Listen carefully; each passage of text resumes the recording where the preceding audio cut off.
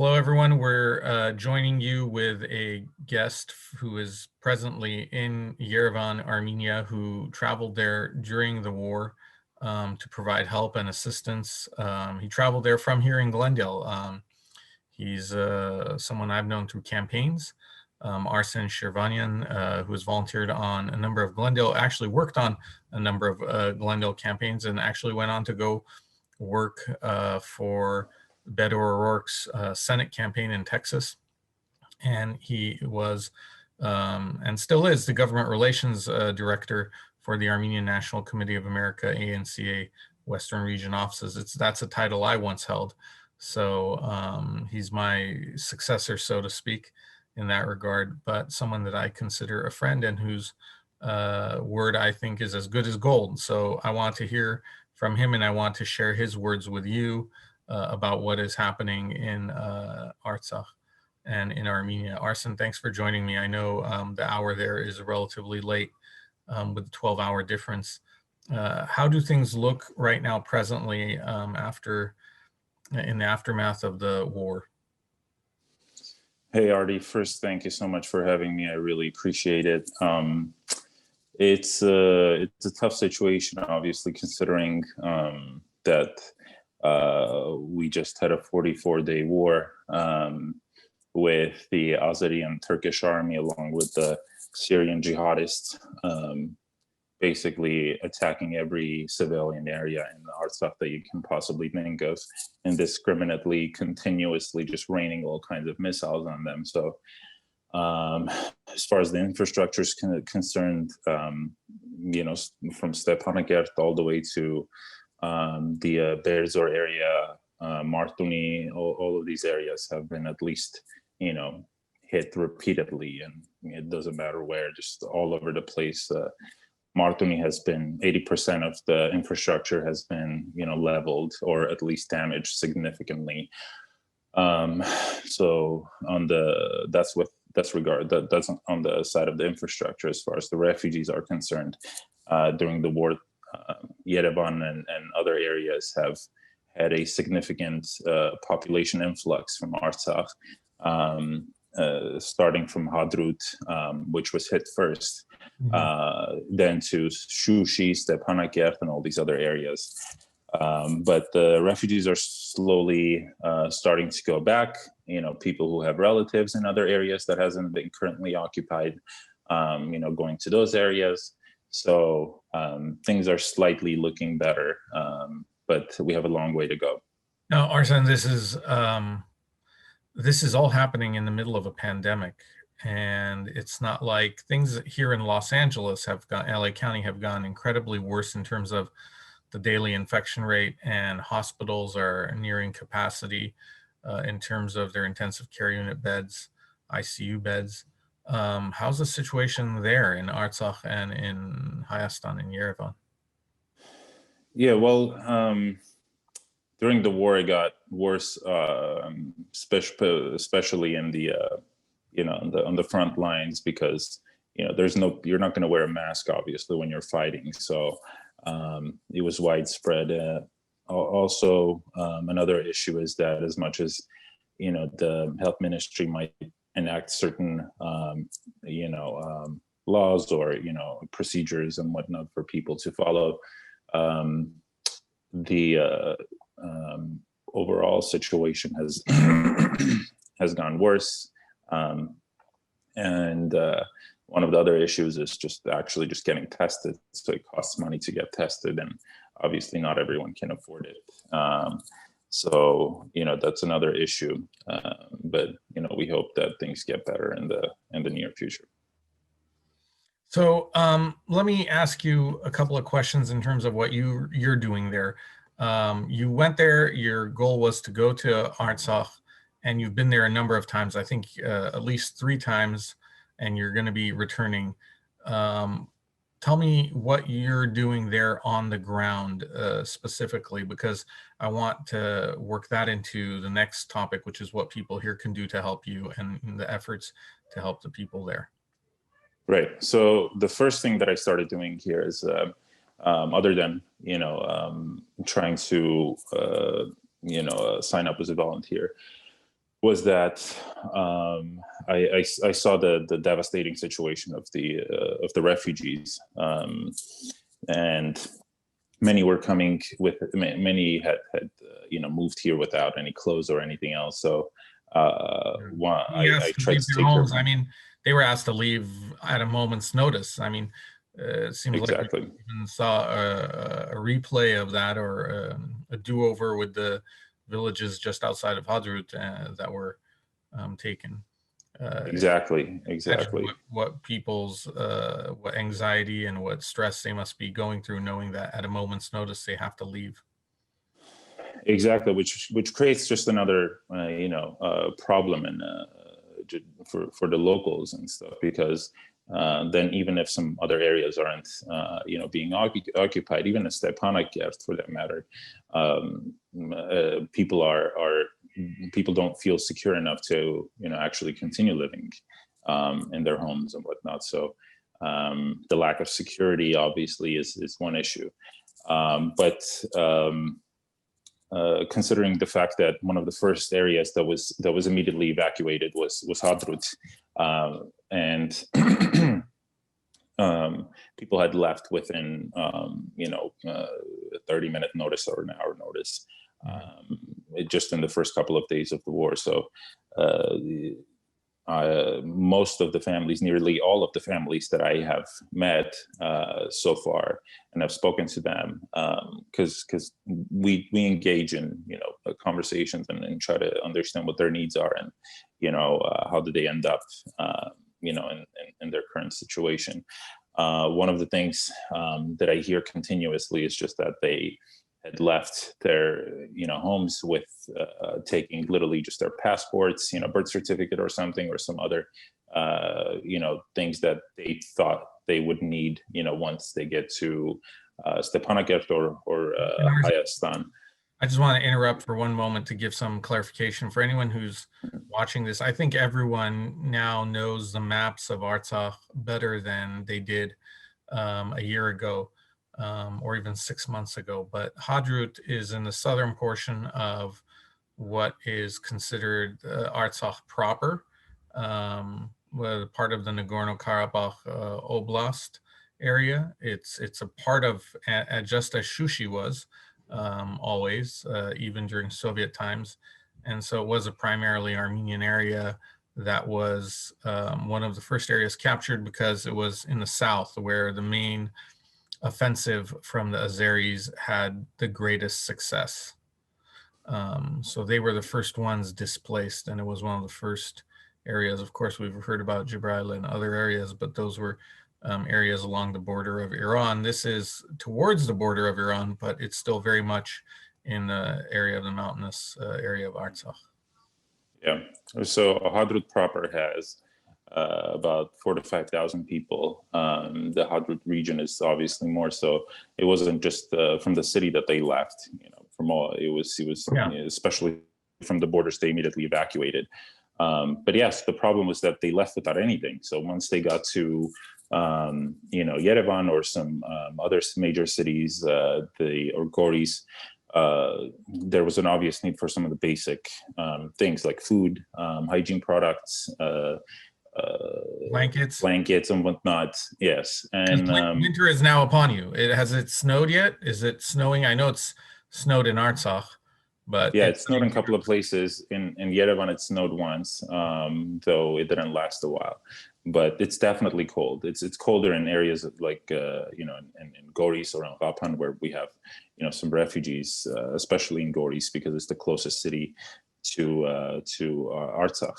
So one of the first things that I got involved in is actually getting blankets for these people.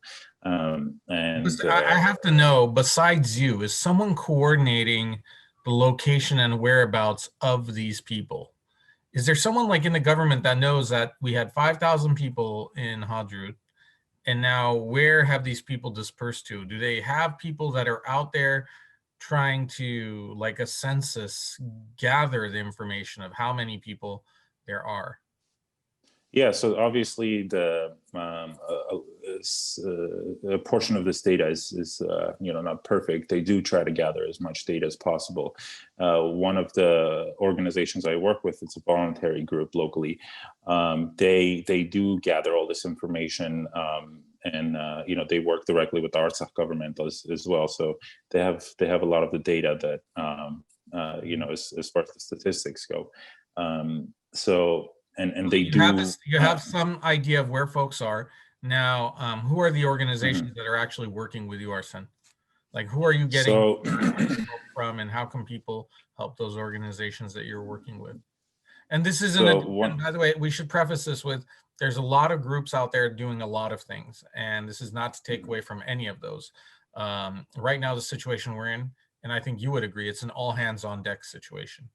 If you have the ability to do something, if you have a talent or a skill, if you have financial means, and there are plenty of people who don't and still find the means, now is the time to help in whatever way you can. And people should not be looking at assistance that's being sent to these people, the displaced people of Artsakh, as supporting or not supporting the government right now in Yerevan. This is independent of that. This is just humanitarian aid in the most basic sense. So whether you've supported an organization in the past, whether it's Armenia Fund, Wounded Heroes, veterans, whatever it may be, 1,000 plus, there is a lot of work to be done. So this is just one component of it, and I believe in it because I've supported it myself with financial donations and obviously keeping in communication with you. But because of your experience and what you've been posting online, showing the delivery of these goods, I want others to know about. So tell me who you're working with. Right. So one of the organizations that I do a lot of the work with and collaborate is they're called Code 3 Angels, headed by Joe Krikorian. He does an amazing job and has been doing for years in Artsakh in Armenia. And his wife is RP Krikorian, who is RP Krikorian, the great artist. Has a very popular series of Armenian figures that she does in historical dress, and she has done that kind of, I think now we can call it an iconic image of the Mamik and Bapik with their fists raised in the air, and it says Artsakh strong. I own one of those t-shirts. I wear it at every rally I can. So her husband has started this nonprofit. Right. So, and he's been doing this work for years, especially in the medical field, where they do kind of an educational trainings and whatnot, and within the medical field. So providing first aid, kits, and also, responding within the situation on the front lines as to like how to help, soldiers if they're wounded and whatnot. So, and they've been doing this for years now, all over Artsakh. So, I should mention that right when the war started, in the first 2 days, they have done an amazing job actually just getting a lot of aid shipped to Armenia. Gathered from all over the place. So whether it was through their funding or connections, they did an amazing job. And in October, their whole team, or at least most of their team, was on the ground, doing a lot of work and whatnot, and they still continue doing it. So I work with them closely, and we're going to add their website into this when I post it.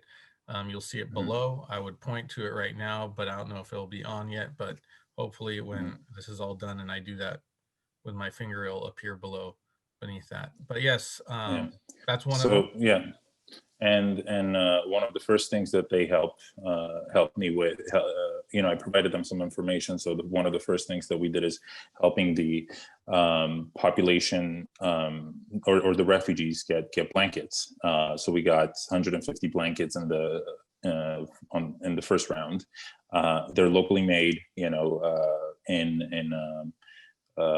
with refugees. So about 5-6 refugees had worked, and we continue actually doing that. So we get the same refugees to actually sew these blankets, and and then we disseminate it through some organizations on the ground that we trust, and we do it ourselves as well. So people should be rest assured that these blankets get to the people. And like you mentioned, Artie, I continuously post it on the social media and whatnot, just so people can see that we're delivering it, that the blankets have been delivered and whatnot. So all of that is continuously in the process. So that's And you're working with Armenian Relief Society as well? To a certain extent, yeah. One of the things that we do right now is we're trying to gather. We were trying to have a master list of all the names of the refugees' families, because they launched an amazing a program called Adopt a Family. So the individuals can sign up to adopt one family and pledge to commit some funds to them. So we're trying to have an organized list of a master list from different people, organizations, and whatnot, and start delivering, whether it's aid or whatever it is, or with regards to adopting families and whatnot. We want to have a concrete list so that there's no overlap in terms of the assistance with different organizations, because I understand there are other organizations that have committed to doing the same thing. One of the reasons why this is so critical, I believe, is because what we've seen in terms of propaganda, even these gruesome videos being posted by the Azeris and the acts of war crimes by Turks and Azeris, is all in an effort to terrorize the population from returning. And the more people we can support and sustain and let them know that they have the means to see themselves through this difficult period, there's a better chance that we can return our compatriots to their indigenous ancestral homes in those areas. We can't afford to have anyone terrorize us into leaving.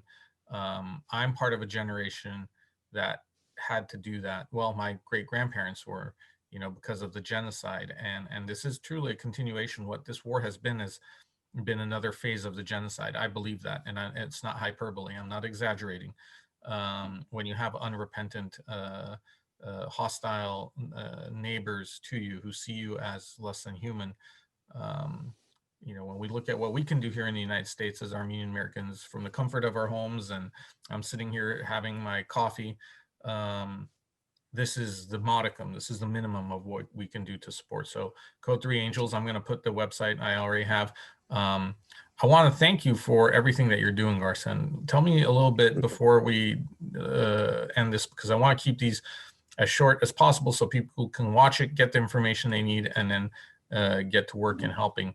But I know a lot of people have been following closely what's happening in the streets of Yerevan. There's some demonstrations and people are coming out. What is the sense on the ground there, if you want to share any of that? Yeah, obviously there's an understandable, discontent towards the government about, how the situation has turned out, and in the aftermath of the war, or how the agreement was made. But so there's obviously disagreements on within the within the country. So we'll see how that turns out. That's all I can say for now. Thank you. And these are very, very difficult times. Unfortunately, Armenians are not too unfamiliar with such difficult and trying times. This seems to be something that happens recurringly in our history, especially our modern history. So now, as we're approaching the holidays, I know a lot of folks who are getting ready to celebrate at least the new year, hoping that 2021 will be better, and looking forward to Christmas. I'm sure there are families out there who are just not really feeling the need to, there's really no celebratory mood or desire, but still the children are the children. And if anyone wants to help them, is there any toy drives? Is there any way to get them gifts? Do you know of anything that we can do here to help bring a little bit of joy into the lives of these children who've already endured so much? I know ARS is engaged in a program like that. So we have, and some other organizations. I know some of my friends from the U.S. who have, come here. They have delivered some toys and whatnot. So I'm not exactly sure, but I know there was a toy drive by the Hidden Road Initiative. I don't know if it was a toy drive or a kind of like a backpack, kind of a donation with toys and other kinds of things. But I think one of the best things to do at the moment is actually try to support them on a monthly basis, because I think it's critical to get them, they're back on their feet, considering some people have been permanently displaced. And ARS is definitely engaged in that. And Code 3 Angels actually has pledged to support every single family from the Dadibang village, Dadibang being the 9th century Armenian church, which has, which is a village as well, and has 31 families, 130 people total. So they've been, helping out these families, have pledged to help them for a couple of months, and ARS has pledged to, help out, huge, they have a huge list that they're working with, and have launched the program already. So well, in addition we'll see to how that turns out. in addition to your efforts, Arsen, we here, Greg Krikorian, a school board member, and others he's collaborating with on the board, and others in the community, are putting together a High Hopes initiative, which is going to be, the goal of it will be to deliver laptops and help promote the distance education and learning that everyone here has had to do because of the pandemic with COVID. And there's going to be a fundraiser for that as well. So I do want to be sure to mention that and get awareness about it out there. There's more information on social media. It'll be taking place actually tomorrow evening at night on Friday. So hopefully we get this up online, and then we can get the word out about that. So there's Code 3 Angels, Armenian Relief Society, and the High Hopes Initiative. And we have our work cut out for us. Thank you, Arsen, for everything that you're doing. Of course, thank you so much. And I just want to mention one last time that, even though the war is over itself, but the aftermath is just as, critical, and we need to continue helping out, our brothers and sisters on the ground in our homeland, and, try to get them back on their feet, because at the end of the day, these people, especially the folks from Artsakh, whether it's the Hadrut area or what have you, these people are indigenous people that have lived there for thousands of years. It's not the time to let them suffer in this situation. So we must do everything we possibly can to help them. And I want to thank you again, Artie, for whether it's your donations or just giving this some light, shedding some light on this situation. I really, really appreciate it. Thank you, Arsen, and we hope that you're safe. Continue to be safe and do the good work that you're doing, and we'll check back in with you to see how things are progressing. Awesome. Thank you so much.